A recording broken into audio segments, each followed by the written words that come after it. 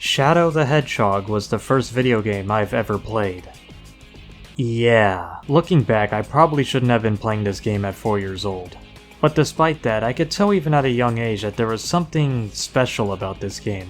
These anthropomorphic animal characters in a realistic looking city that's under attack by aliens invading the planet, I had never seen anything else quite like it. While this is one of my least favorite Sonic games now as a more critical adult, this game was the coolest shit ever to me as a kid. I then went on to experience more that the series had to offer. I got Sonic Heroes for my birthday that same year, and despite this game being the polar opposite of Shadow the Hedgehog in many ways, I could still tell what made this series so special. A wide cast of lovable characters with instantly recognizable designs, exploring a variety of unique and memorable locations, and awesome set pieces and music to boot.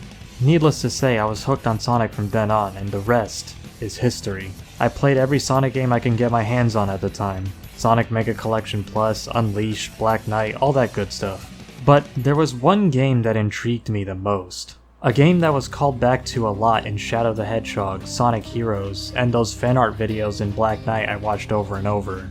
A game that just seemed so premium to me. Like it was a game that I just had to experience for myself, but I just never had the means of doing so. That was until a few years went by and I finally got to play it for the first time. But little did I know that I would be experiencing what would become my favorite Sonic game of all time.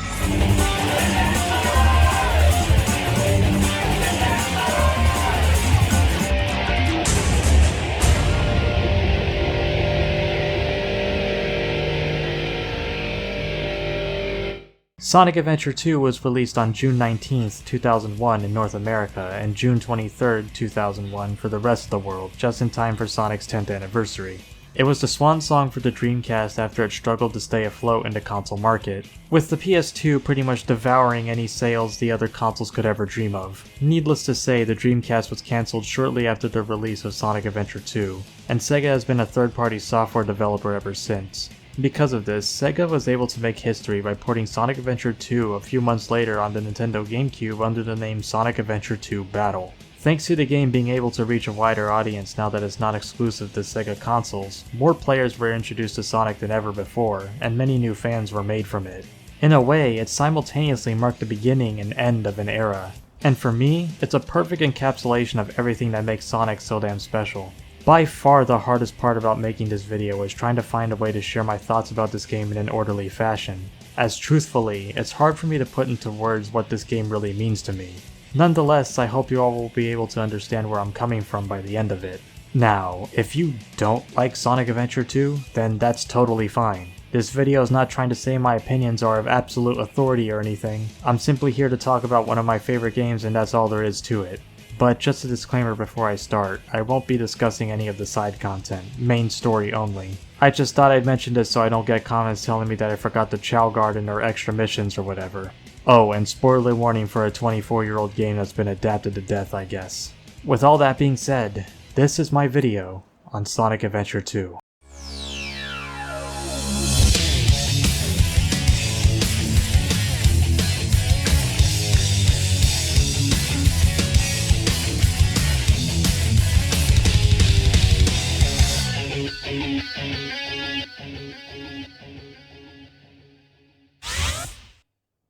File select.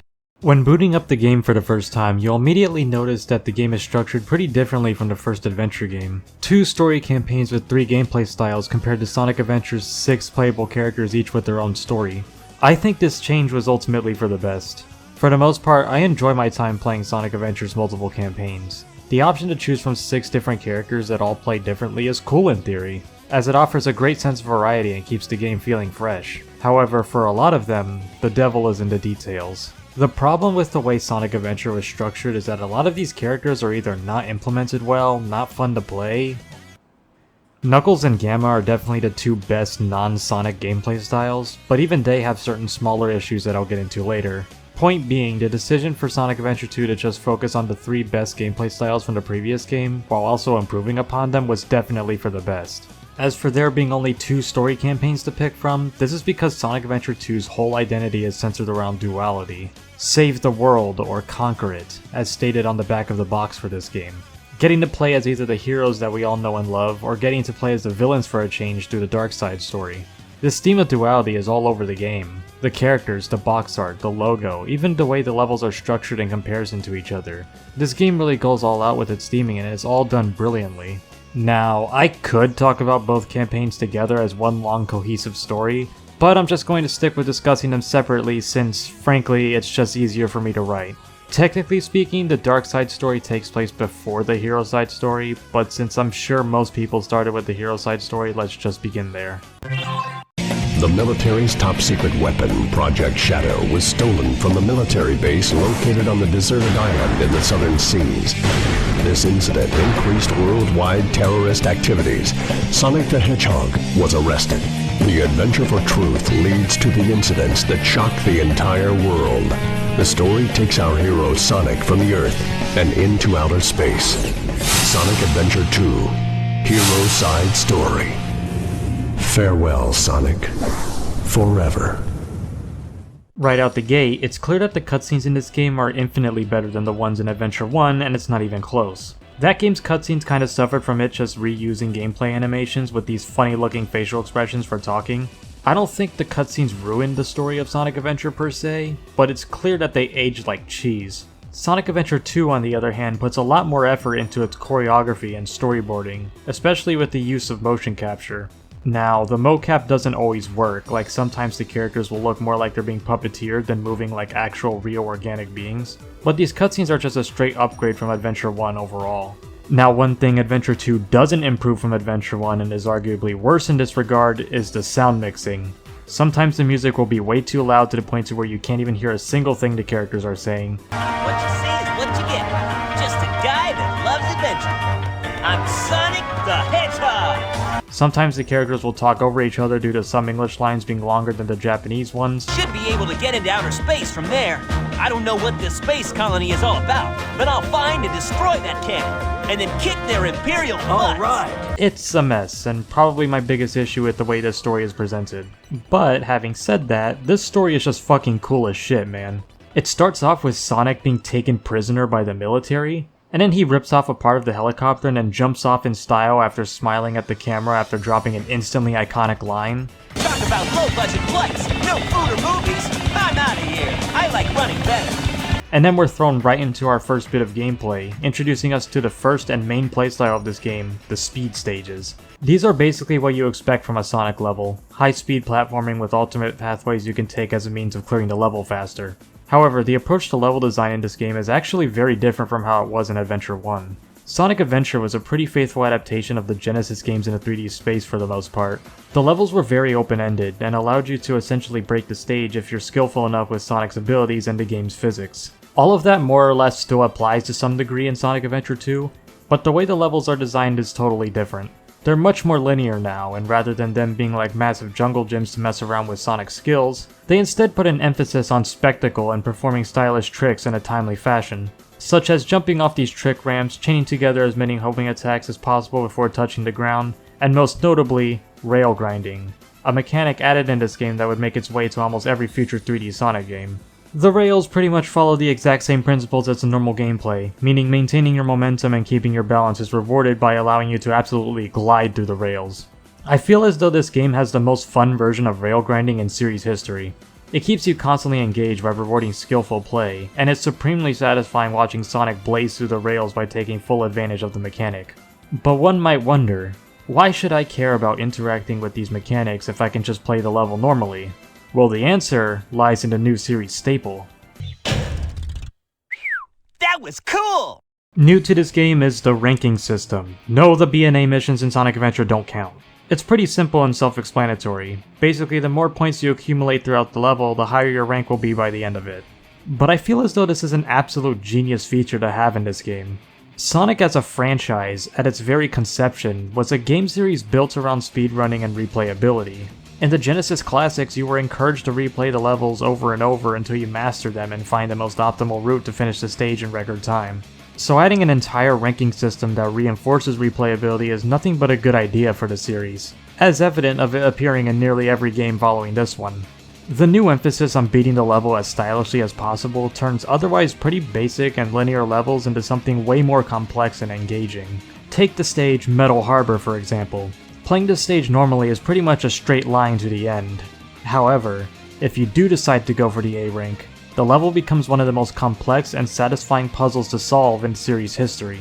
Jumping off of loops halfway to skip automation, finding the most seamless route through the long way around the rocket to get that 1500 point bonus, engaging with light dash trails, and grinding on the rails is an addicting experience to master. Even levels like Pyramid Cave, with its weird time door gimmick, is a level that I can endlessly replay due to my desire to master it and push it to its absolute limits. I could sing the praises of how the ranking system makes already fun speed stages into something incredibly addicting all day, but I think I've made my point by now. The speed characters control damn near perfectly in this game too. Really, my only gripe with the speed characters is the infamous same button syndrome. Almost every move in this game is mapped to the B button for God knows why. This is usually not a big deal until you realize both the bounce and the light dash are mapped to the same button, meaning it's extremely anxiety inducing if there's a light dash trail over a bottomless pit. This can lead to a lot of unfair deaths, but thankfully these moments are few and far between. Overall, if same button syndrome wasn't a thing, I'd say the control here is pretty much flawless. The first stage you get to control the speed characters in is none other than City Escape and... Attention all units. Suspect seen heading south. Block all major roads and capture the suspect. Yeah, so I'm gonna make a pretty bold claim here and say that this is probably the most iconic first level in the entire series, right next to Green Hill, and yes, I really do believe that. Sonic Adventure 2 immediately subverts your expectations as early as the first level. The first level of a Sonic game is typically a sort of tropical coast-like area. Sonic 1, 2, and CD's opening levels are pretty much identical to each other. Sonic 3 has you exploring a more jungle-like area, but the trope of palm trees and grass still remains the same. In Sonic Adventure, the game starts with a beach-themed level, but even then, it's not too dissimilar to the other opening stages that preceded it. In Sonic Adventure 2, you're just dropped in the middle of San Francisco using a part of a military helicopter as a snowboard in an area that doesn't even have snow. Chaotically blitzing down the city streets, grinding on the rails of the stairways, running down this building, and running away from this big-ass gun truck that makes the Orca chase from Sonic Adventure 1 look lame in comparison. As if this level wasn't cool enough, it's made even cooler with how the music syncs up with the snowboard hitting the ground at the beginning of the level. Well, I guess since I'm talking about music right now, I might as well go over this game's soundtrack real quick.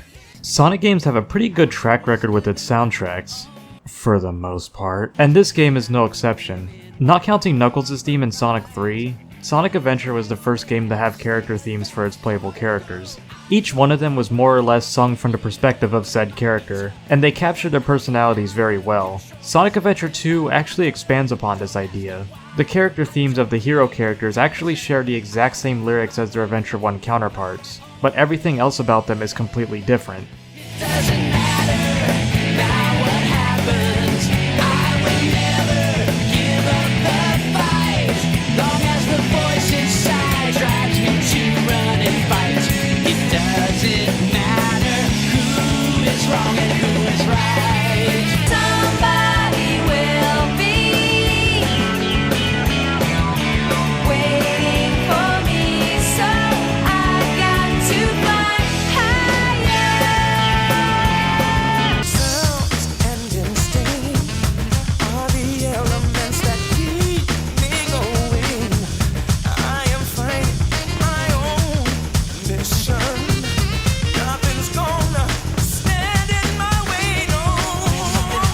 The fact that they were able to create completely new songs using the exact same lyrics as the original songs is honestly the coolest shit ever.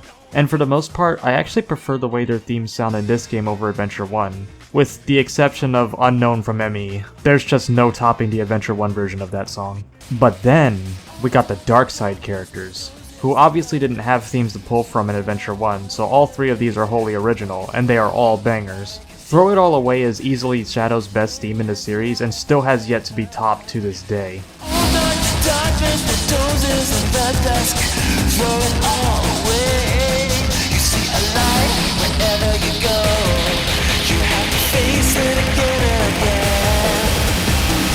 EGGMAN is also the Doctor's best theme with its over-the-top cheesy, self-congratulatory yet charming lyrics. I'm plotting my schemes. Wherever I go, they're perfect in every way. I love to destroy the blue and the no. He's an obstacle that always gets in my way. And lastly, there's Rouge's theme, Fly into Freedom, which just like the other two, captures her character real well and is an overall great jazzy tune.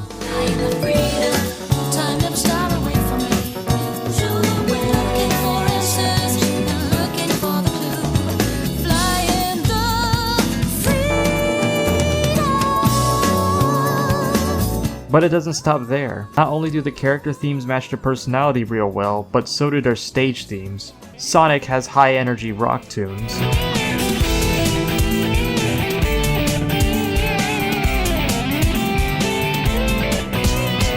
Tails has more laid-back rock tunes showing his association with Sonic, but with some synth sounds thrown in there showing his proficiency with machines.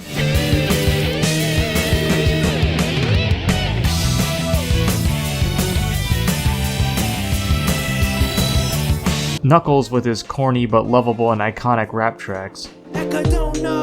That's what I'm representing. Never seen a mic hog spit like a menace. Wild canyon fun, I gotta chase a bat, huh? Yeah, Rouge, she's sexy and smooth. A double cross by thief, that's out for my Jews, Shadow having half of his tracks be rock, showing his association with Sonic, and the other half being techno tracks, expressing the artificial nature of the character.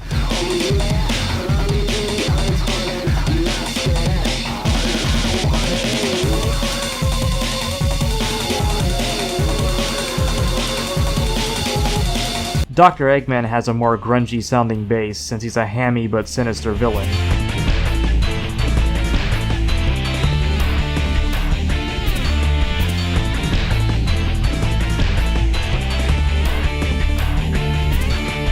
And last but not least, Rouge's jazz music, showing off her sneaky but elegant personality.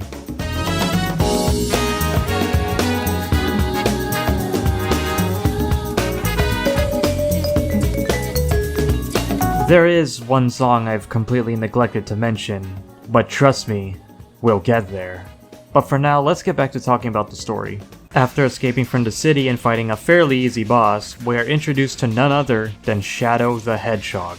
A character that instantly became a fan favorite and is my personal favorite Sonic character. When he's written correctly, that is. I think a big part in how instantly iconic he became is just how well he works as a rival to Sonic. What makes a good rival in any series is having a character directly contrast their counterpart in both personality and design, while also being able to exist as an individual character.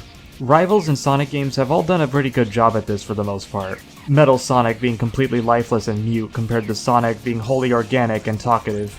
Knuckles' red color scheme, strength with his fists, and laid-back, loyal personality, contrasting Sonic's blue color scheme, speed with his legs, and cocky, free-spirited attitude, so on and so forth.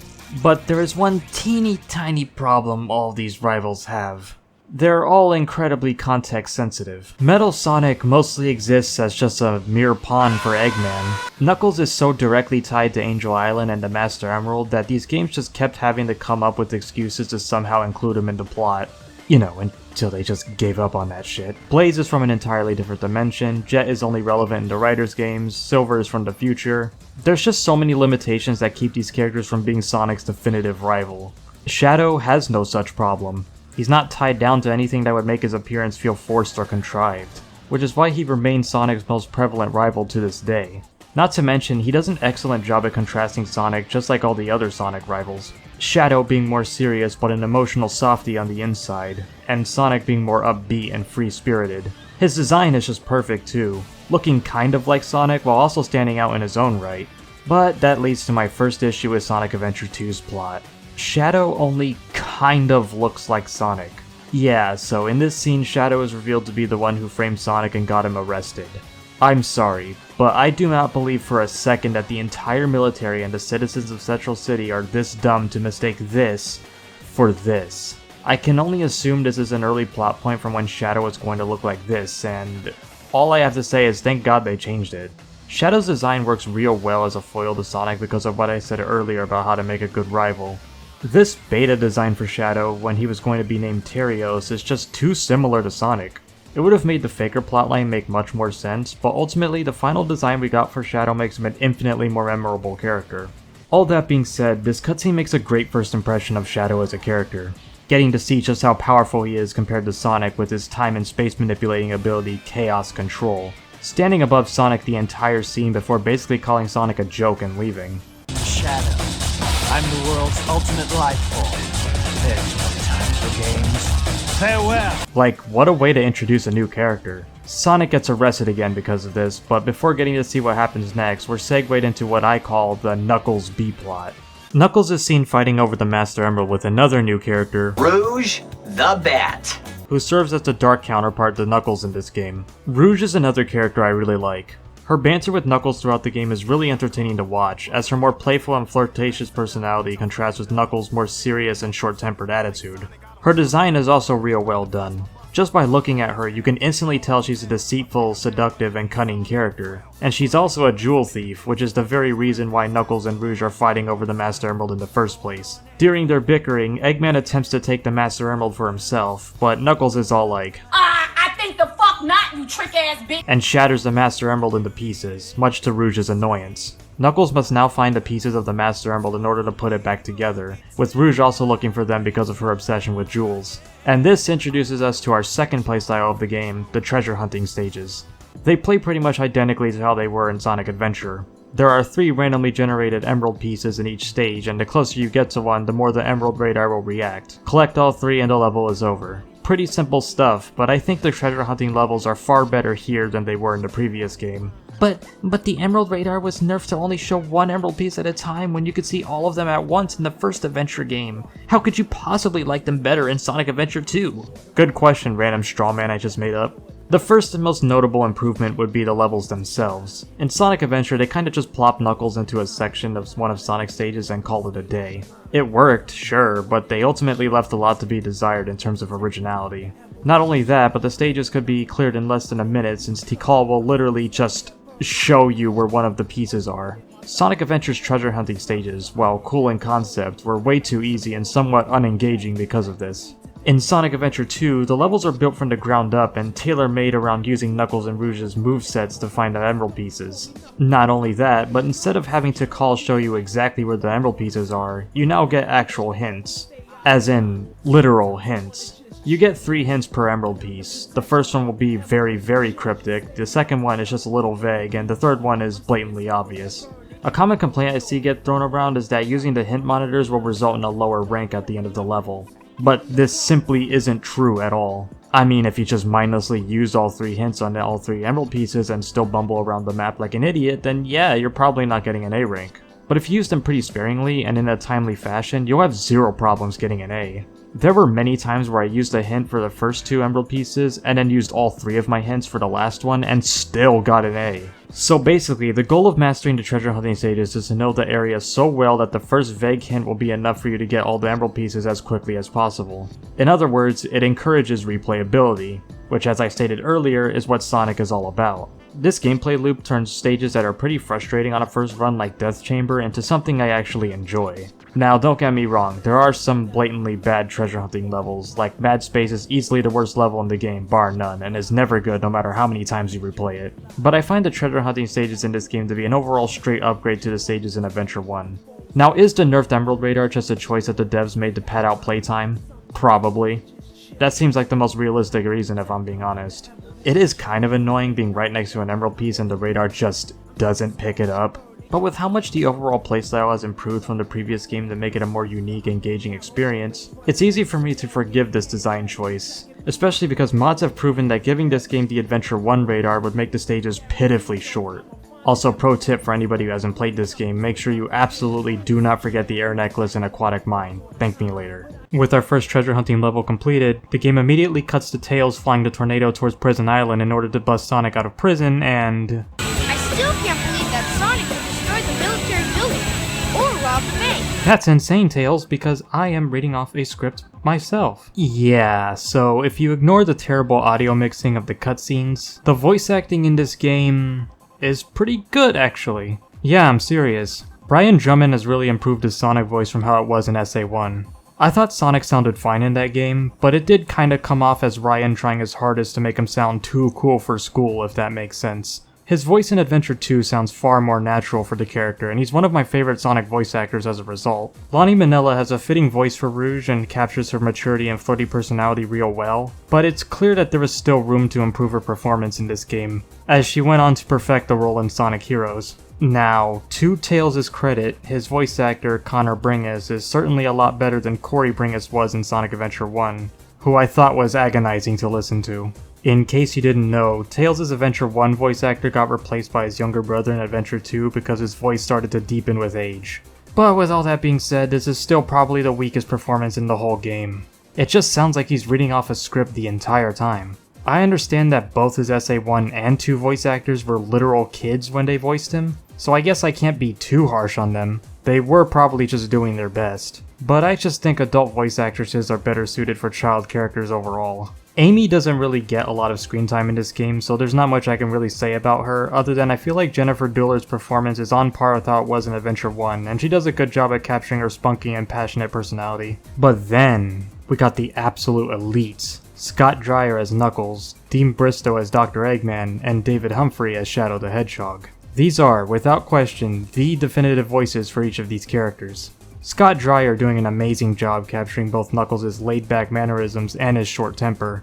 David Humphrey captures every aspect of Shadow's character exceptionally well, from his over-the-top enunciation of words with his more brash and arrogant persona, to his more youthful-sounding tone during his more emotional scenes. He strikes a perfect balance for the character. And last but absolutely most certainly not least, Dean Bristow as Dr. Eggman, and I mean like, come on man, do I even need to say anything? He makes Eggman sound like this sinister and sophisticated scientist while also capturing his goofier side without making him look like an absolute joke. He's easily the best Eggman voice of all time, and he's actually part of the reason why Eggman is my second favorite Sonic character. Okay, sorry for the long tangent, I just figured this would be the best time to talk about this game's voice acting. But as I was saying, Tails makes it to Prison Island to go rescue Sonic and... wait, how the fuck did Amy get here? It's literally never explained how she made it on a deserted island on her own, which Tails had to use a plane to get to. She just heard Sonic was there and showed up, which I think is actually really funny. This girl loves Sonic so much that she's able to just appear anywhere at will to see him. And this was before she became one of the guys too, so her randomly appearing somewhere was still very in character for her. But after this scene, we're thrown into our first bit of gameplay as Tails with this absolutely riveting and intense boss fight against Eggman.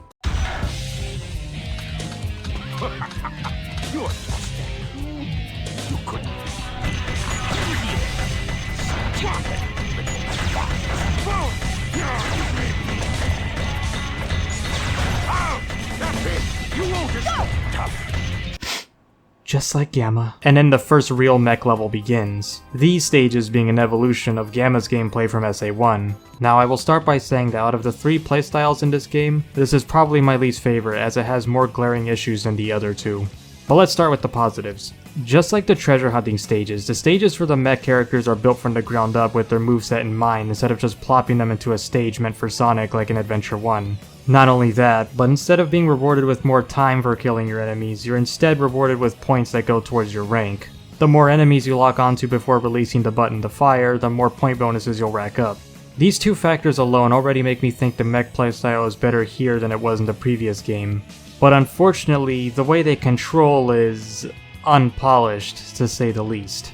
The first and most glaring issue is how heavy the mechs feel to control. And no, I'm not talking about the fact that you move and turn slower than Gamma did. That can be excused since, well, you're controlling a mech, of course it's going to feel heavy. But also, the level design doesn't require you to go fast anyway.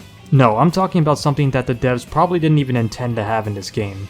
If you are in the air and you come in contact with a wall, it does not matter if you're hovering or not, you will absolutely plummet to the abyss harder than Shadow does at the end of the game. And this isn't like same button syndrome, where it can be overlooked since the annoying moments are few and far between. No, this is a constant issue that plagues a lot of these stages. Now, I barely deal with this issue because I already know my way around the game, but playing Mission Street or Sand Ocean for the first time is an unpleasant experience to say the absolute least. If it weren't for that, I'd honestly say the mech stages are more fun than the treasure hunting ones, since I do think the mech stages are a net positive. But unfortunately this, what I assume is an unintentional problem, makes it my least favorite playstyle out of the 3. But let's address the elephant in the room with these mech stages. Why the hell is Tails even using a mech in his levels to begin with? Shouldn't he be using, his tails to fly? Something that you can already do in the Chow Garden? This is a common complaint I see thrown around a lot by fans when criticizing the game, and while I would love to see some stages built entirely around Tails' flight ability, there is a very popular theory for him being in a mech in this game. Very early on in development for Sonic Adventure 2, the idea of cutting the playstyles from Adventure in half was still largely the same, and the 3 gameplay styles we were going to get are still the same we got in the final product. The difference here, however, is that during one of the earliest trailers for the game, the only playable characters were seemingly Sonic, Knuckles, and Dr. Eggman. Something fans can deduce by Sonic being shown in Skyrail, which is a shadow stage in the final game, and having no footage of Tails gameplay. Apparently, fans were unhappy that they weren't going to get to play as Tails or that new Ultimate Lifeform character. So in order to please that crowd, Tails was added as a playable character as a clone of Eggman, and Shadow as a clone of Sonic. Again, this is something that is just widely stated on the internet with no official confirmation by Sega, so take it with the smallest grain of salt imaginable, but I honestly wouldn't be surprised if this ended up being true. Even though I would have preferred some original Tails levels to be in this game, I still enjoy the mech stages well enough to where this decision doesn't really bother me too much despite my criticisms with the way the mechs feel to control. Plus, it does make Tails look pretty badass in this game, I can't even lie. Made even more so with the way he's able to go toe-to-toe with Eggman in this game, a character he feared prior to the end of his campaign in Adventure 1. All that's to say, he successfully busts Sonic out of prison with the assistance of Amy, where we get a cute little character moment between the two. You mean that black hedgehog? Did you see it? Where is it now? If I tell ya, will you marry me? No way! I thought I had you this time. Ah, I missed her dynamic. Wait, why is there a lot of weird writing and scribbles all over the cell Sonic was being held in? Ah well, I'm sure it's not important. With Sonic now free from his cell, we get one of my favorite stretches of the hero side story, starting with the stage Metal Harbor, which I already described as a masterclass of 3D Sonic stage design, and then we cross paths with Shadow again, and we're treated to one of the most iconic lines in gaming history. That blue hedgehog again, of all places. I found you, Faker! Faker? I think you're the fake hedgehog around here. You're comparing yourself to me? Ha! You're not even good enough to be I'll make you eat those words! Seriously, this has to be one of the most quotable games of all time, right there next to Devil May Cry 3. But having said that, this is the last time the Faker plotline ever comes up. Yeah, I shit you not. The issue of Sonic being framed by Shadow is just magically never brought up again after this scene with no real resolution, and everyone just seems to forget it ever happened. It just makes me think that this whole subplot was not thought out properly at all, and a waste of time in an otherwise awesome plot. That being said, we do get this absolutely cinematic and thrilling boss fight against the 2 opposing hedgehogs. You can't attack them from the front. Try maneuvering and attack from the rear. I'm the coolest. Oh, I see. So you're not just a hedgehog. Darn, not bad for an imposter. Yeah, the bosses in this game aren't all that special, as you can see. But right when you think it's all over, this happens. Shadow, what are you doing? Hurry and get back here right now before the island blows up with you on it! Blows up?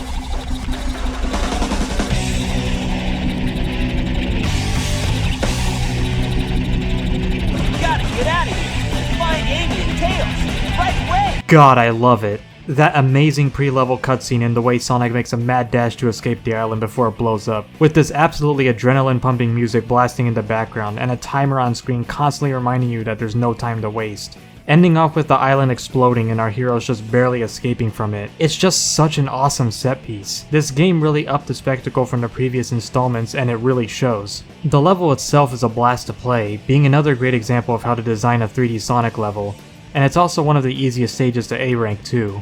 Even I was able to do it back when I was a stupid kid who was pretty bad at these games. Also, pro tip, if you hold the jump button while going down on these vine thingies, you are able to pop these item balloons that the game teases you with. I have so much nostalgia for this level because of all these factors, and it's remained my favorite Sonic level in this game to this day. Meanwhile, in Knuckles' B-plot, his search for the Master Emerald pieces continues in Pumpkin Hill, which is probably Knuckles' most iconic stage in this game, probably for the music alone, but this is also where the treasure hunting stages start to become more open and explorative compared to how small and compact Wild Canyon was. This short breather with Knuckles is short-lived, however, as the urgency immediately picks back up when Eggman, get this, hijacks every single television in the city before proceeding to blow up half the fucking moon just as a threat. Eggman is not fucking around in this game, and this scene alone makes that clear as day. This scene is also the first time we see him refer to himself as Eggman over Robotnik in the English version. Sonic fans already know everything I'm going to say, but in Japan, Eggman was always called Eggman. The Western team just called him Robotnik because it sounded cooler for a villain.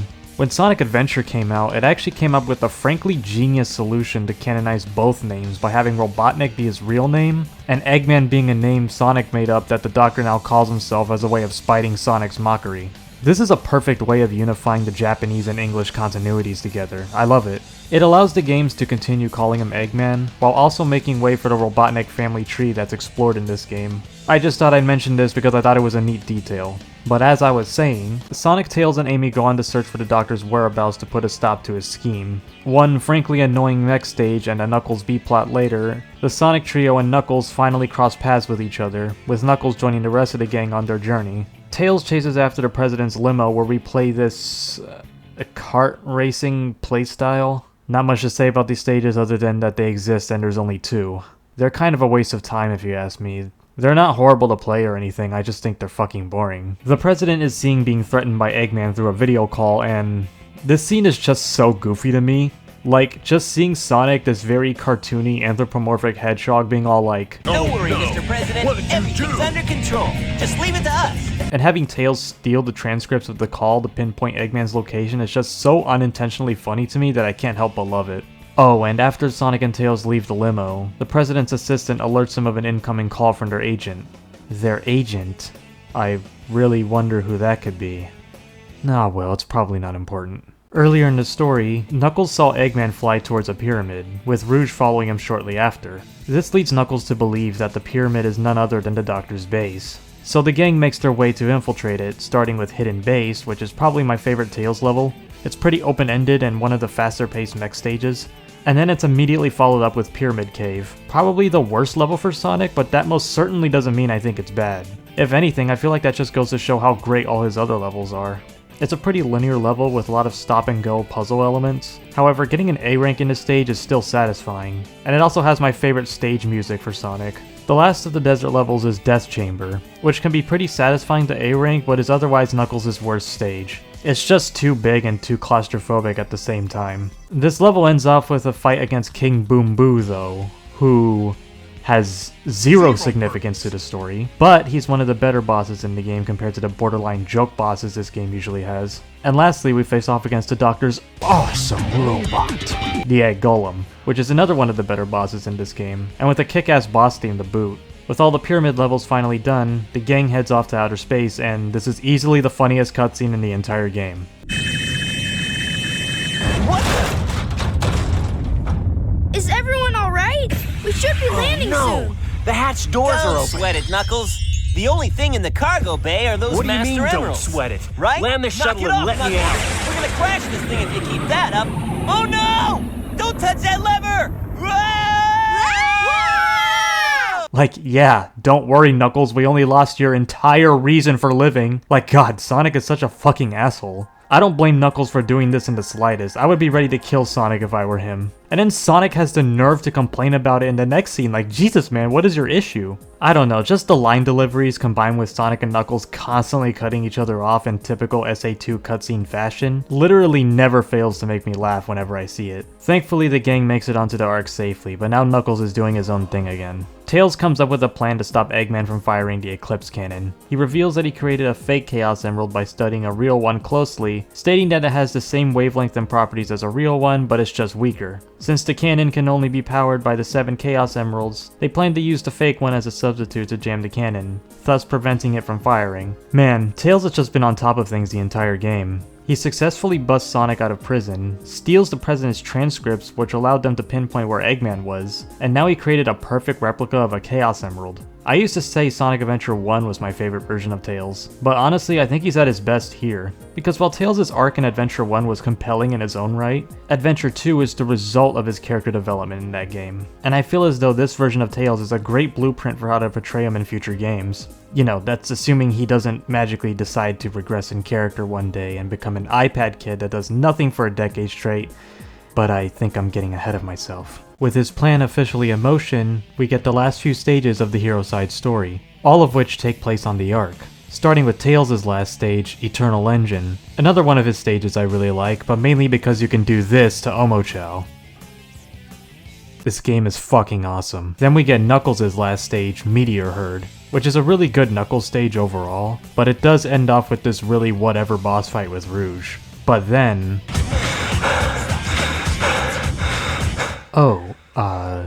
Should I leave you two alone? The two then start bickering with each other about who the Master Emerald belongs to, and then Rouge almost falls to her death before Knuckles catches her from the fall.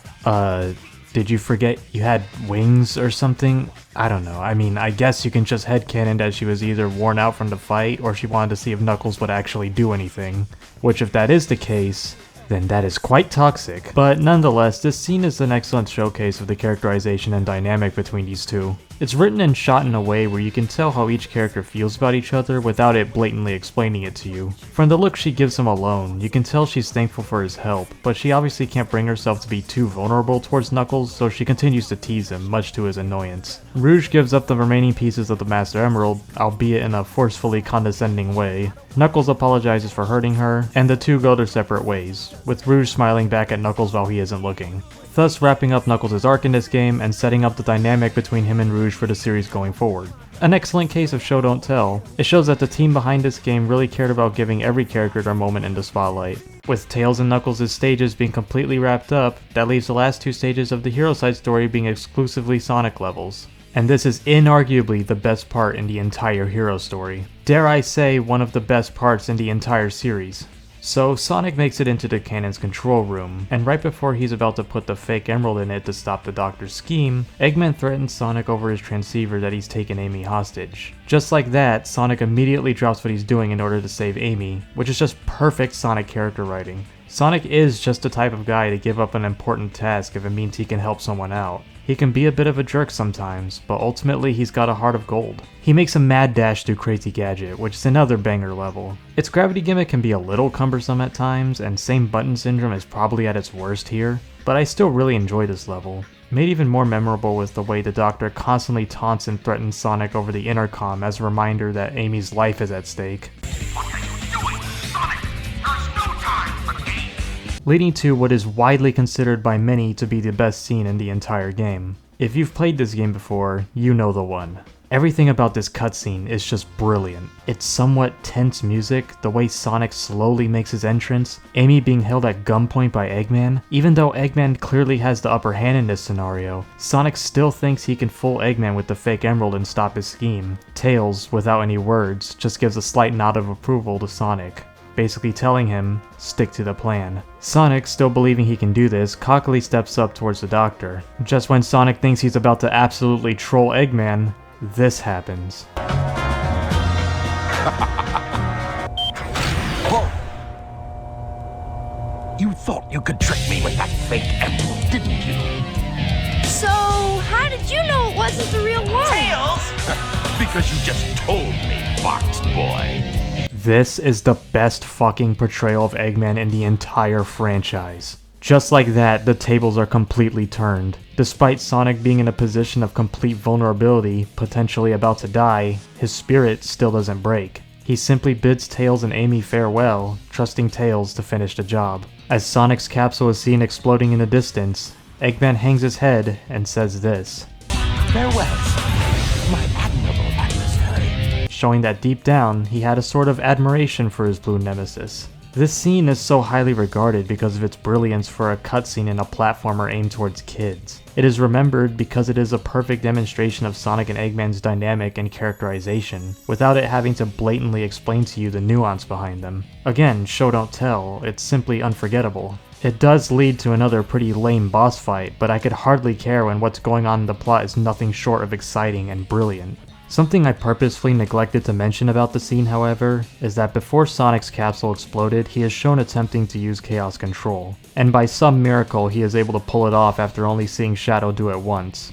A lot of people like to say this is a complete ass pull, and while I can see where they're coming from, I personally think it's not too hard to believe that Sonic, in what was supposed to be his final moments, was able to muster enough willpower to activate the power of the Chaos Emeralds. They are known to be gems that turn thoughts into power after all, and Sonic does have experience with using the emeralds, so I'd say it makes sense. Plus, when he lands near Knuckles after using it, he looks to be worn out from it, when Shadow can just use it at will with no problems. So yes, he did activate the power of Chaos Control, but just barely. I think this alone makes it work. I would admittedly be more critical towards it if he was just fine after using it. With Sonic getting to live to see another day, he asks Knuckles to look after Tails and Amy without hesitation, showing how far the two have come in trusting each other since the days of Sonic 3. And Sonic's mission to stop the cannon from firing continues, leading us to the final hero level of the game, Final Rush. And this is an excellent final level. It offers a multitude of pathways and pushes the player's skill with the rail mechanics to its absolute limits. Combine that with an awesome set piece at the end where Sonic runs from falling debris and this incredible music playing in the background, and you got one of the best final levels in the whole series. That was cool! We then get a cutscene with Sonic and Shadow, which shows that Shadow has found a new respect for Sonic. Amazed at the fact that he was able to use Chaos Control with a fake emerald, Shadow is starting to take Sonic a little more seriously now. Made even more clear with the fact that in this cutscene, Sonic and Shadow are right next to each other at all times, when in the previous interactions between them, Shadow was constantly above Sonic, showing that he sees Sonic as inferior to him in every way. But now they're on completely even ground. These scenes are carefully thought out and storyboarded by real people, which makes me believe that this detail was entirely intentional. This leads to one last very whatever but still really cool boss fight against Shadow, ending with his defeat. With Eggman also defeated, Tails tells Sonic through his transceiver that he won, before being surprised by Sonic being alive. Smiles appear on both Tails and Amy's faces, while Eggman sneaks the real emerald for himself. And with that, Sonic's mission to jam the Eclipse Cannon is complete.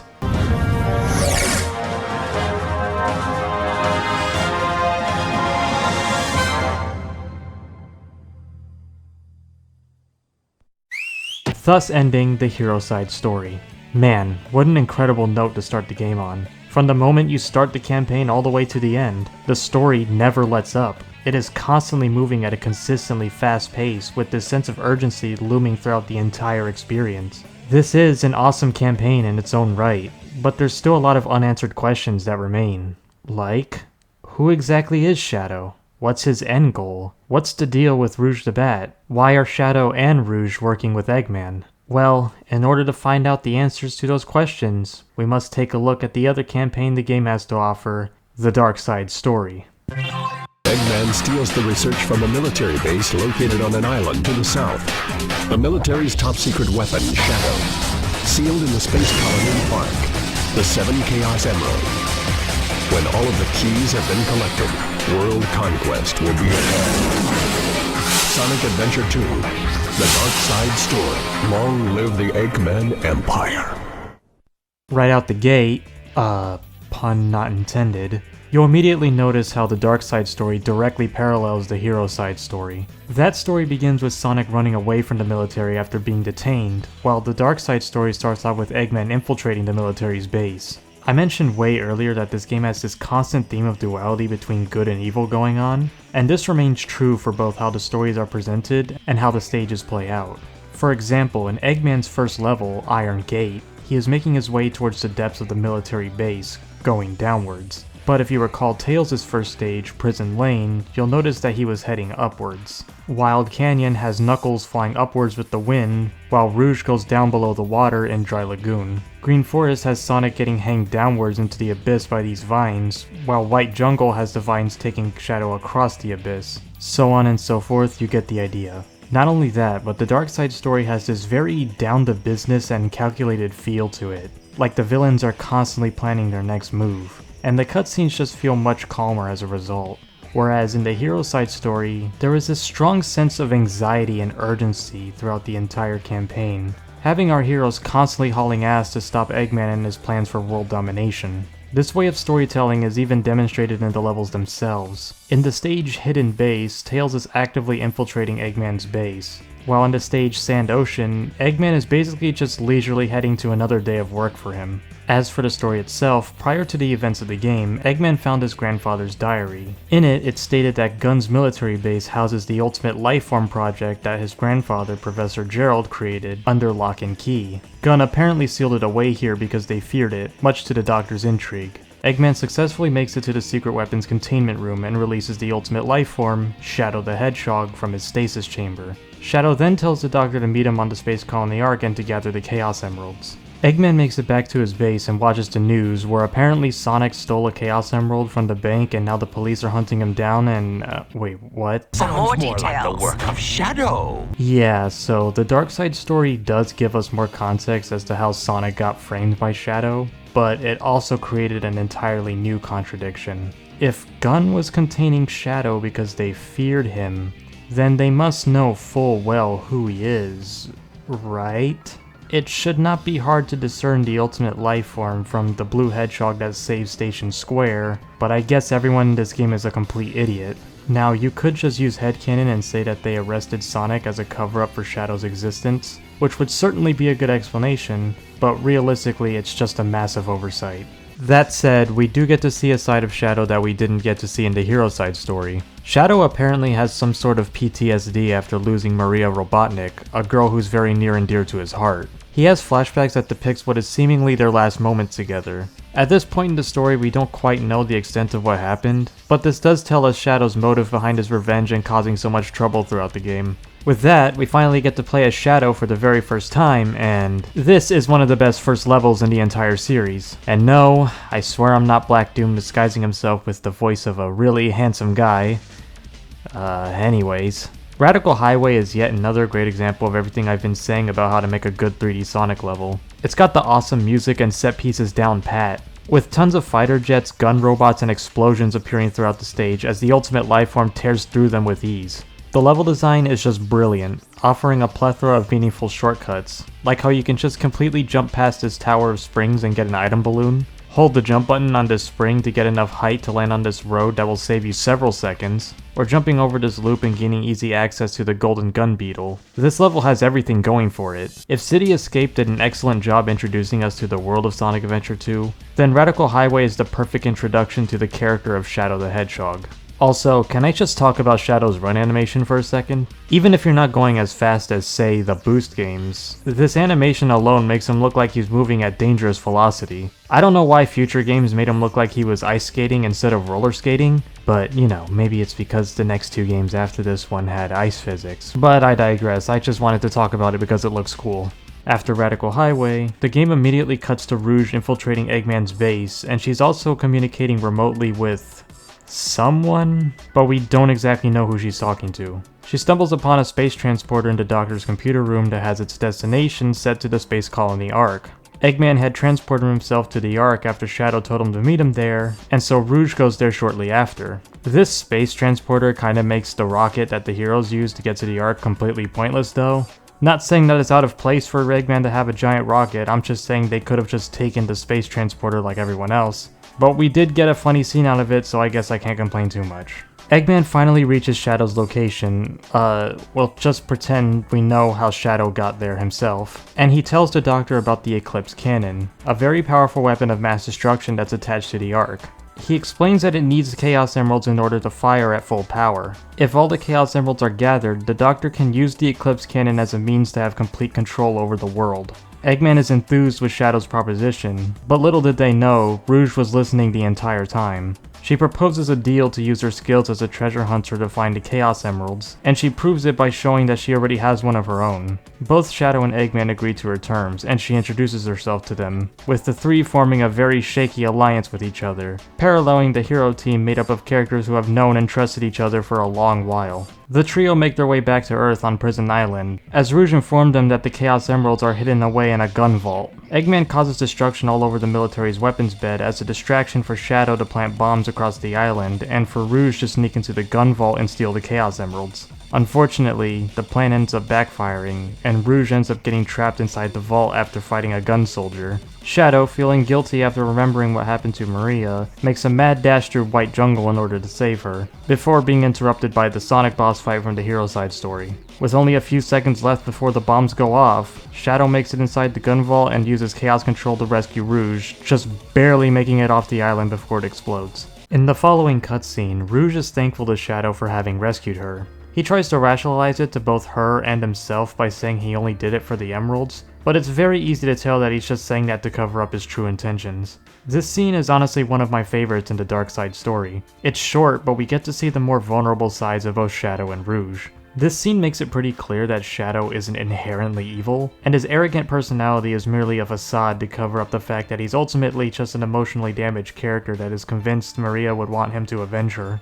She was the one closest to him after all, the only one he could be vulnerable around. Shadow being insecure about his existence, with Maria always being there to reassure him. Her untimely death would naturally make him feel resentment and hate towards those who caused it to happen. In his mind, he's doing what Maria would have wanted, making him more loyal to a fault than anything. This scene also shows Rouge expressing herself towards Shadow. In the start of the scene, Rouge shows concern for Shadow after noticing he looks kinda down, to which she proceeds to point out that saving her was an unexpectedly nice thing for him to do. She's usually very deceitful towards others, often tricking them to get what she wants, but Shadow seems to be the only exception. It shows that despite her appearing to be more of the self-indulgent type, she does actually care about others deep down. I feel like this makes her a fairly interesting character, and I feel as though not a lot of people talk about it. I believe this very short exchange between the two is the beginning of their friendship with each other that would only grow as the series continues. This isn't super complex character writing or anything, but I think it's still really nice regardless.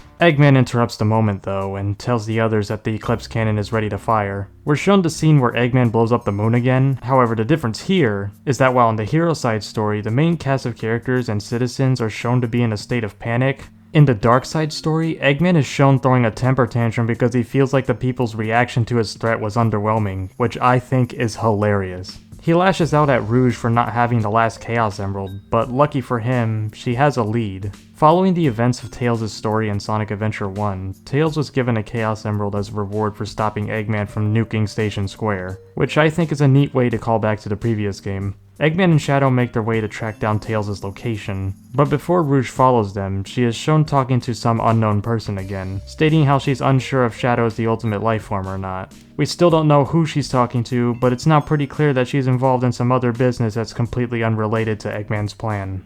We get a pretty worthless filler level with Rouge, but we do get Skyrail afterwards, which is a fun level, but more importantly, it shows Shadow tracking down the heroes making their way towards Eggman's pyramid base. This being how Eggman knew they were there in the first place. Meanwhile, on the Ark, now completely unsupervised, Rouge accesses the data of Project Shadow, but before she gets to look at it in depth, she sees Master Emerald pieces show up on radar. Not letting a single opportunity to fuck with Knuckles go to waste, she makes her way to go steal them, which leads us to her final level, Mad Space, and this is easily the worst fucking level in the entire game. It is way too fucking big, the gravity gimmick is very janky, and to top it all off, the hints are, literally and figuratively, displayed backwards for no goddamn reason. I A-ranked every mission in this game, and my opinion on each and every one of them only improved by doing so. Not this one though. By the time I got the A rank for this stage, I was just glad I never had to touch it again. But get this. After the Knuckles boss fight, we're shown that Eggman picked up Tails' fake emerald on his radar, meaning he knew the entire time about their plan to trick him, making their entire idea completely null and void. So then, why did Eggman trick Tails into revealing the emerald was fake even though he already knew?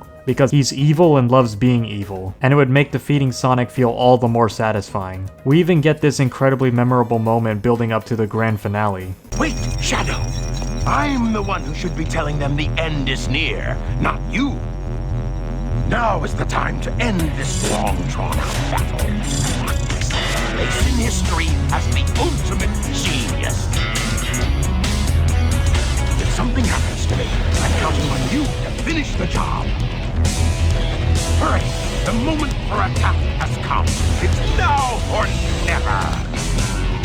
Leading us to the final and best mech level in the game, Cosmic Wall, which has a very fun anti-gravity gimmick and a ton of things to destroy, truly making you feel like you are Eggman on his road to victory, leaving so much destruction in his wake. Like I've been saying this entire video, this is the best portrayal of Eggman in the entire series, and it's not even close. He was on top of everything in this game, always being one step ahead of the heroes. Sonic Forces is often treated as the closest Eggman got to actually winning, but if we're being completely real here, it was actually Sonic Adventure 2, without question. This game shows him being calculated, sinister, witty, evil, and cunning. It is the very reason why I love Eggman so much as a villain, and it really sucks that he's just been portrayed as nothing more than comic relief in recent years. This streak of Eggman being this terrifying villain continues as we see him hold Amy at gunpoint to use her as bait for Sonic and Tails, leading to the best scene in the game, but I already went over it during the Hero Side story, so I won't go over it again. But in the next scene after that, Rouge attempts to steal the Chaos Emeralds from the Canon, but is interrupted by Shadow, who reveals to the audience that Rouge here is in fact a spy for Gun. What? I mean, I guess this answers the question of who's been giving her orders the entire game, but then it just creates a plethora of other questions. Like, why did she have to sneak into Gun's secret vault if she's literally working for them? Why did she fight a gun soldier? Shouldn't they see her as an ally? Did they seriously just allow her to go with Eggman's plan to blow up Prison Island and half the moon? A popular explanation I see a lot is that maybe she's only working with the president and the rest of the military has absolutely zero clue about her involvement, which would certainly explain most of the inconsistencies. But just like the Faker plotline with Sonic and Shadow, this is never explicitly stated in-game, therefore this is most likely just a massive plot hole that the writers didn't think through. I understand that this game had a rushed development cycle with a team of like 10 people, but it's still one of the only two things about this plot that rubs me the wrong way. All that being said, Rouge reveals her results from her research on Project Shadow, which reveals that the ultimate life form is this really large, ugly lizard thing. Rouge then questions Shadow on whether or not his memories are even real. Even if he called her a pathetic creature in this scene, she still expresses concern for him. Shadow stands his ground though, saying even if he isn't who he thought he was, his promise to Maria is still something he made on his own, and he's still determined to carry on that plan no matter what. This scene heavily implies that there is fault in Shadow's memory, but it is also the only reason I prefer playing Sonic Adventure 2 Battle over the Dreamcast original. In the original Dreamcast version, the scene looked like this. Here are the results of the research project called the Ultimate Life Form. But if this picture is of the real Ultimate Life Form named Shadow, then exactly who or what is standing in front of me? Rouge's theme is playing the entire time, despite it trying its damnedest to be a tense moment. In every future version of this game, this scene was changed to play out like this instead. Here are the results of the research project called the Ultimate Life Form. But if this picture is of the real Ultimate Life Form named Shadow, then exactly who or what is standing in front of me? God, that's so much better. The dramatic silence that ensues as Rouge reveals her findings with Shadow, before playing Throw It All Away when Rouge questions Shadow's true identity. The difference is night and day, really. The former feeling like a normal, kind of sarcastic question, with the latter feeling like an intense confrontation. This just goes to show how important music choice really is. You can't just stick any piece of music anywhere just because it sounds catchy, but I digress. This leads us to the final level of the Dark Side story, Final Chase, which is unfortunately the worst speed stage in the game. It's not unplayable dog shit like people make it out to be, but the gravity gimmick is very unwieldy, which can lead to a lot of unfair deaths, especially because this stage is littered with artificial chaos, the most annoying enemy in the game. Ultimate victory.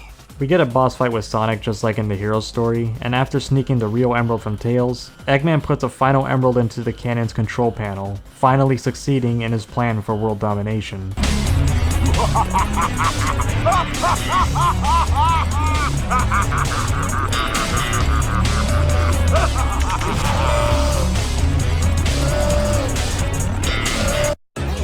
Thus ending the Dark Side story. This section was a lot shorter than the Hero Side story since a lot of what happens in it also happens there, so I basically just glossed over it. Despite that, this campaign is still integral to the Sonic Adventure 2 experience. It allowed us to get to know more about the opposing team for the heroes, and it filled in a lot of the blanks that were left in the Hero Side story. All except for a few. How did Shadow even come to the conclusion that Maria would want him to take revenge in the first place? And more importantly, what happens next? The hero side story ended with Sonic stopping the Eclipse Cannon from firing, while the dark side story ended with Eggman celebrating his victory. So what was the point of all this? What exactly were these two campaigns leading up to? The answer lies in the last story section, which is unlocked after beating both campaigns. The first time I played this game, I already knew there was going to be a last story segment, as other Sonic games I played in the past had one too. But little did I know that this was leading up to the most epic and unforgettable climax in the entire series. The ultimate life form. Chaos vengeance. Space called prayer. Supersonic collision. Untamed power. Chaos emerald. Professor Gerald. The truth about 50 years ago. Sonic Adventure 2. Last episode. Wishes are eternal. Starting off mere seconds after the ending of the Dark Side story, Eggman attempts to fire the Eclipse Cannon, but it ends up blowing up in his face and instead triggers a message by his grandfather, Gerald Robotnik, to appear on the screen and broadcast it all across the world. He explains how collecting the 7 Chaos Emeralds will actually make the Ark collide with planet Earth in less than 30 minutes, effectively wiping out all of humanity as revenge for Maria having been killed. In a way, this means Eggman was duped by Shadow, which is an exact inverse of how Eggman duped Knuckles in Sonic 3. Rouge then warns the heroes about it, and they too witness Gerald's message appear on the screen. Eggman also steps in, and on a first playthrough, you're probably expecting him to gloat about how the heroes are doomed and this time he'll have the last laugh and all that, but instead, this happens. What? I knew you were behind all this. Stop it right now, or else... I'd have done this a long time ago if I had the chance. What do you mean? Yeah, for once, Eggman had no idea this would happen either, and is actually willing to help the heroes stop the Professor's contingency plan, starting by providing Gerald's diary to Rouge, and this is where we find out the truth about what happened. 50 years ago, Professor Gerald Robotnik was developing a project known as the Ultimate Lifeform as something that could potentially cure Maria's illness and benefit mankind. Gunn began to fear the power of the Ultimate Lifeform, however, and infiltrated the space colony Ark to shut down the project. Several people were killed during their raid on the Ark, with Maria unfortunately being one of the casualties. In her last dying breath, Maria sent Shadow down to Earth in a capsule, with Gunn later retrieving him and putting him into stasis. Gerald was then forced to continue working for Gunn, but his thoughts about avenging Maria couldn't get out of his head, to the point of actual insanity. In his last moments working for Gunn, he was able to manipulate Shadow's memories, so that if he were to be awakened one day, he could carry out the Professor's revenge. When Gunn caught wind of this, they sentenced Gerald Robotnik to execution via firing squad. I don't know if it's just me, but I find this scene a little unnerving to a degree. Just the way it starts off with no music, but then builds up to this eerie, sinister tune, as the camera slowly pans around the room and Gerald's somewhat creepy line delivery. It isn't going to keep someone up at night or anything. This is still a platformer aimed at kids after all, but I still admire the suspenseful tone here. Now, a common complaint I see people make about this game is that it is too dark and that it takes itself too seriously for a Sonic game. But I think this is one of the most disingenuous, ignorant, and frankly incorrect assertions I've ever heard. Nothing about the Genesis classics ever solidified that Sonic had to be lighthearted and full of jokes. That's just something people made up to invalidate the stories in these games. If anything, Sonic has always been a darker alternative to the other kid-friendly platformers on the market. Take Sonic 1 for example. While there wasn't a definitive tone set in this game, it was covering much more serious subject matter than Mario. Those games just had you go through very cartoony looking worlds to fight a giant turtle monster and rescue the princess and get cake. Sonic, on the other hand, was tackling themes of environmentalism and oppression. Eggman was enslaving animals and forcing them to operate his machines, and was completely roboticizing the natural environment. I'm not trying to say that Sonic 1 is this super dark game or anything, nor am I trying to say that there's anything wrong with the way Mario games are structured. I'm just saying that Sonic was doing far more with its world building and storytelling than any other platformer at the time, and this would only persist as the series continues. Sonic CD expands upon the themes of environmentalism by having Eggman roboticize an entire planet instead of just one measly island. Sonic 2 would introduce the Death Egg plotline where Tails is shot out of the sky at Wing Fortress, leaving Sonic to just barely make it onto the Death Egg alone and facing off against Eggman and his Death Egg robot, ending off with Tails saving Sonic from certain doom at the last minute. Sonic 3 continues the Death Egg saga and has this epic climax where the Doctor betrays Knuckles, which leads him to team up with Sonic and Tails for the very first time, taking them to his Sky Sanctuary, to which Sonic and Tails make a mad dash through the sanctuary and just barely make it onto the Death Egg by the skin of their teeth, all culminating in this epic supersonic final boss fight in outer space. You just weren't going to see any other games of the era put this much attention and care into their character interactions and world building. Sonic Adventure would only continue this by having Eggman release a literal god of destruction, Chaos, from the Master Emerald, who is directly responsible for the entire Echidna race being eradicated, as he was enraged by the greed and lust for power of the Knuckles clan. In his insatiable wrath from being trapped in the Master Emerald by Tikal after what the Knuckles clan did, Chaos ends up flooding Station Square after obtaining his perfect form, stealing Eggman's spot as the final boss for the very first time. As Sonic transforms into Super Sonic in order to quell his anger once and for all, with Open Your Heart blasting in the background.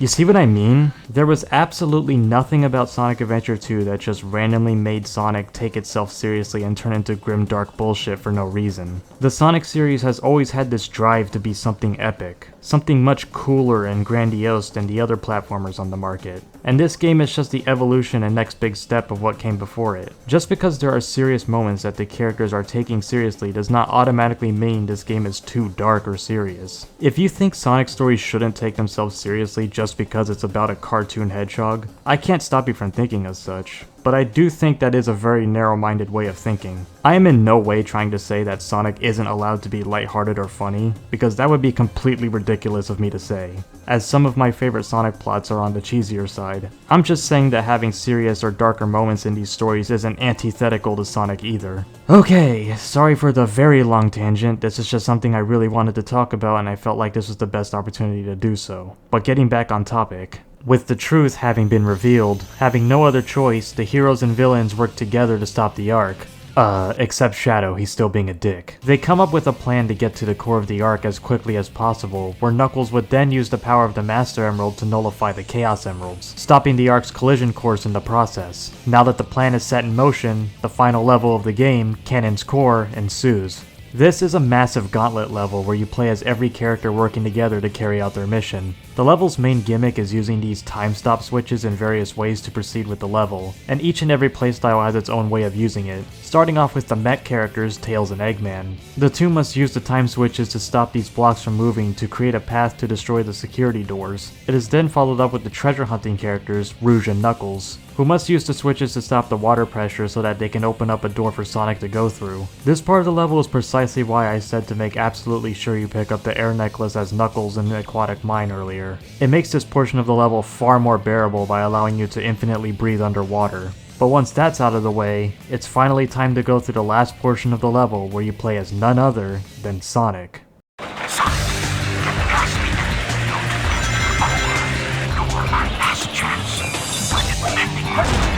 This is the coolest final level ever. This entire opening sequence of Sonic's portion of the level blew me away my first time playing. Not only does he stylishly zip down this pole to make his entrance like a complete badass, but you also get to hear Eggman not just work together with Sonic, but actively encouraging him too. Yes, Eggman, the guy who has been trying to get rid of Sonic for years at this point, is actively cheering on the blue blur to save the day. Literally my favorite trope in all of media is the main hero and the main villain teaming up to stop a common threat. I will literally always eat that shit up no matter what, and I think this game is what started that for me. This is the first time Sonic and Eggman ever teamed up, and while it would be far from the last, this is easily the best iteration of it in the entire series. There's no contrived reasoning for it to happen, there's no overly drawn out bit where Eggman is all like, "Bleh, but I don't wanna." Eggman simply enters the room and they're all like, "You're pretty persistent for a hedgehog, aren't you? You're still alive." Just letting Knuckles pilot the shuttle on the way over here was more dangerous than you could ever be. And then they immediately get to work. It's straight to the point without it having to, again, blatantly explain the dynamic between these two characters. It's brilliant, I love it. I know I'm spending an extensive amount of time talking about a single piece of dialogue that happens in the middle of a level, but I just wanted to put into perspective how cool this shit was and still is to me. I'm still not done talking about the cool stuff in Canon's core though. Towards the end of the level, you'll be brought to this long water slide. If you played the first Sonic Adventure game, you'll probably notice that this is a perfect replica of the water slide found in Lost World. The level, not the game.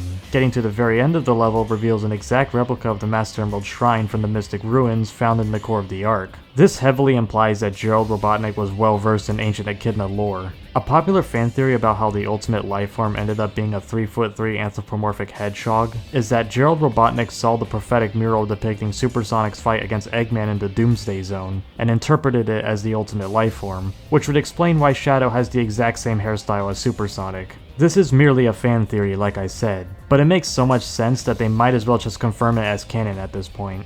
After Canon's core, Amy finally decides to contribute to the plot and tries to convince Shadow to change his mind and help the heroes stop the Ark by giving some speech about how not everyone on Earth is a complete and utter scumbag. You would not expect this to work, but it actually does. It indirectly triggers Shadow's true memory of what Maria said to him in their last moment. She wanted him to protect the people of Earth, not carry out revenge. Shadow sheds a single tear, realizing his mistake. With his true memories unlocked, he makes haste to go help everyone out. This scene may feel a little rushed, but I still think it's pretty nice, and it supports what I was saying earlier about how Shadow isn't inherently evil, he just thought he was doing the right thing. At the core of the Ark, the ultimate lifeform prototype suddenly appears in front of them. Before Sonic and Knuckles take him on, Shadow steps in just in the nick of time to hold off the prototype, while the others go and gather the Chaos Emeralds. With that, one of the most iconic boss fights in series history begins.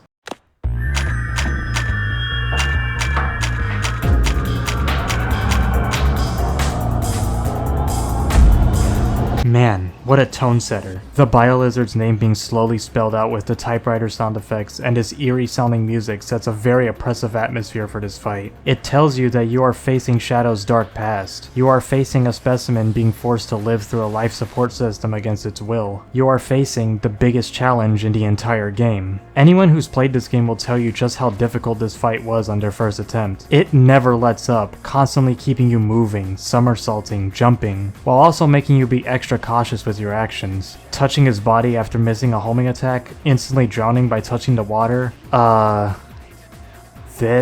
In this encounter against the ultimate lifeform prototype, one wrong move could be your undoing. The song Supporting Me playing in the background only adds to the feeling of dread and misery behind the horrors of Project Shadow.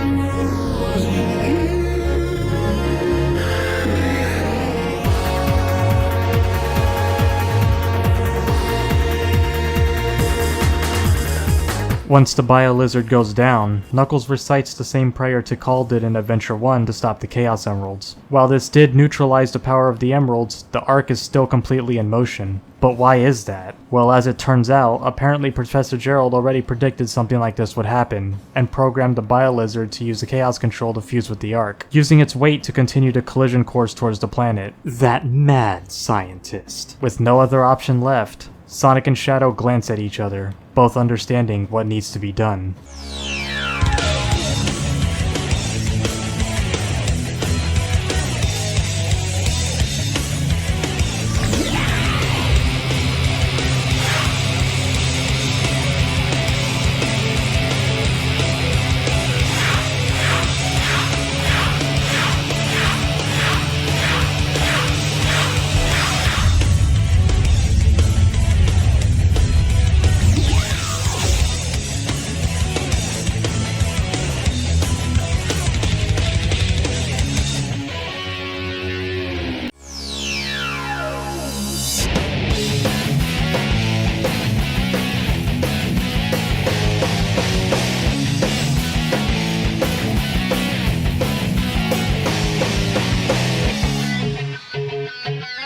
At long last, it is finally time to talk about the main theme of Sonic Adventure 2, Live and Learn. Everybody knows this song, whether they're a Sonic fan or not. It's a theme that was made instantly iconic by being the main theme and final boss theme of this game, and also just an insanely good song to listen to on its own merits. But I think what makes this song so legendary to the Sonic franchise and gaming as a whole goes far deeper than that. For starters, just look at the title, Live and Learn. With Duality being the main part of this game's identity, it's unsurprising that this aspect even made its way to the main theme song. Live is perfectly emblematic of Sonic and his free-spirited nature, living by his own feeling with a steadfast heart of gold, while Learn represents Shadow's character arc throughout the game. He's essentially a newborn who knows very little about the world, let alone himself. And throughout the course of the story, he learns the truth about his past and the values of loyalty and friendship. As I stated earlier, each major character in this game has their own theme song, with the lyrics being sung from their perspective. Live and Learn is essentially a theme for both Sonic and Shadow, with the lyrics heavily implying that the song is sung from Sonic's perspective about Shadow. Can you feel it life tangle you up inside?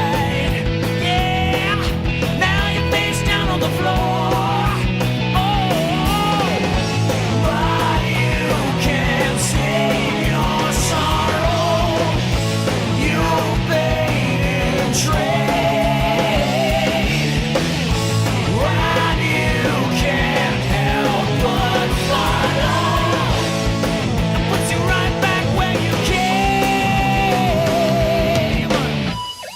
The song even reflects on what's happening during the final boss fight with lyrics like this. Looks like it came back for more. Yeah, live and learn. Hanging on the edge of tomorrow. Live and learn from the words of yesterday. The song is a perfect encapsulation of the game's theme of duality and its characters. But that isn't the only reason why it's so beloved. One of the biggest reasons why this song is so memorable is the way it's built up throughout the entire game. In the intro of the game, the title screen, the stage select screen, the level recaps, even certain cutscenes, you may not even realize it, but you will only ever hear a small portion of the theme, like the opening riff or a leitmotif, but never the full thing. So when you finally reach the final boss of the game and you get to hear the song in full for the very first time, it is nothing short of unforgettable. Made even more awesome with what I consider to be the main reason this song is as legendary as it is. The moment. Sonic and Shadow desperately trying to stop the Ark from crashing into Earth to the best of their ability, as the atmosphere becomes more and more red and on fire the more time you spend on the fight, with these two opposing teams of characters who are constantly on each other's asses throughout the entire game, now working together to stop a common threat, and actively cheering each other on. Can you hear me, Sonic? Shadow? He's very weak without his life support system. Aim for the red swelling area to damage him. You're our last hope. You can do it! Please! Sonic! Shadow! Can you hear me? Sonic, Shadow! Everyone here is rooting for you. Good luck, and give them trouble! Sonic, I think I've discovered what the ultimate life form is. It might be you. Shadow, I understand. You're unstoppable. Let's destroy this creature now!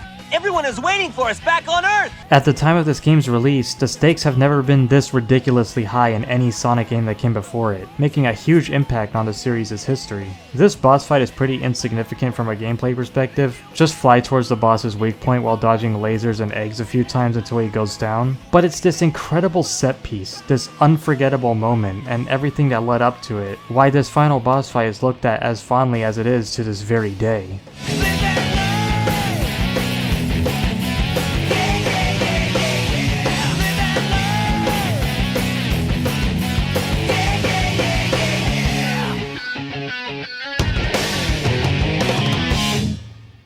I must destroy all the evil the Professor has created.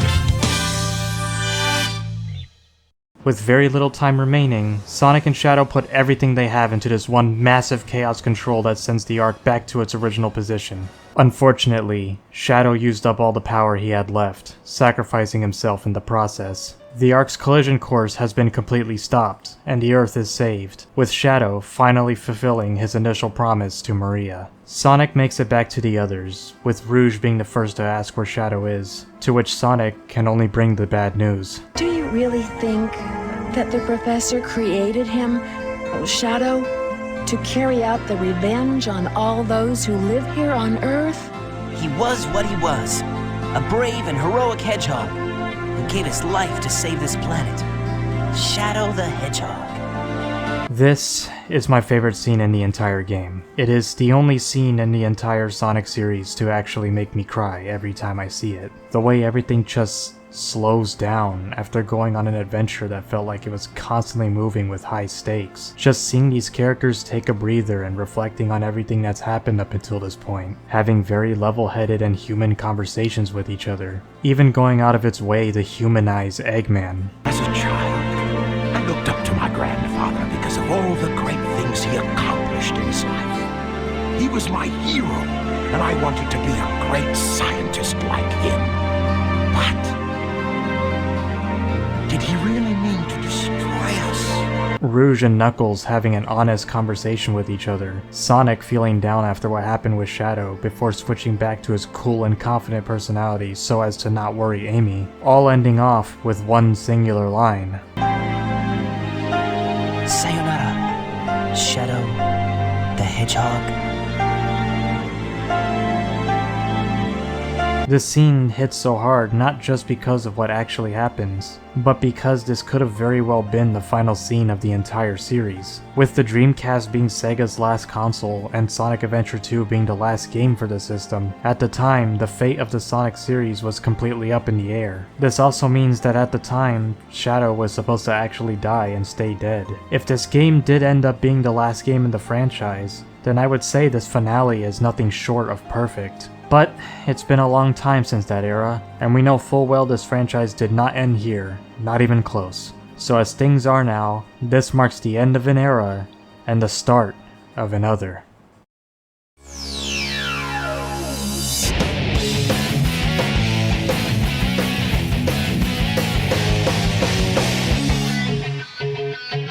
Sonic Adventure 2 is my favorite Sonic game of all time. It succeeded in everything that I look for in this franchise. The endlessly replayable levels with a high skill ceiling, the amazing music, the awesome set pieces, the sheer creativity emanating from this game's story and locations, the instantly iconic and quotable lines, the perfect characterization of the characters both new and old, the way it introduces two new characters who went through a character arc and had meaningful interactions with both each other and the characters we're familiar with, the ridiculously high stakes that were built up the entire game, all culminating into this epic finale that I won't soon ever forget. The way the story can be lighthearted and silly while also not being afraid to take itself seriously in the moments that matter. That is what Sonic is all about to me. Does that mean I think it is perfect though? God no. Two of the game's biggest plot points reek of its rushed development. The gameplay could definitely use some polish. The bosses are a complete joke, and the sound mixing of the cutscenes is laughably bad at times. It is rough around the edges for sure, and there are a good chunk of Sonic games out there that are much more polished than this. And yet despite that, I still love this game more than any other in the series, because it set out to be greater than any other game that came before it, and it did so with conviction and genuine care for the series' history and integrity. Did I really spend this much time wasting oxygen over a blue cartoon rat? Maybe, but that's because Sonic is truly something special to a lot of people. The way this series never shied away from being something ambitious despite it being a series about a cartoon hedgehog, constantly expanding the world and lore with each new entry, into it just shit the bed. And to me, Sonic Adventure 2 is the poster child of what makes us care about this series so much despite its many shortcomings. The impact this game had on both its players and the franchise cannot be understated, with how even with its many flaws that I pointed out throughout this entire video, it was still able to be this epic, unforgettable adventure that defined what the Sonic series is to many people, myself obviously included. To me, there will never be another game in the series like Sonic Adventure 2. It will always hold a special place in my heart for being so impactful, iconic, endlessly replayable, and so unapologetically Sonic the Hedgehog.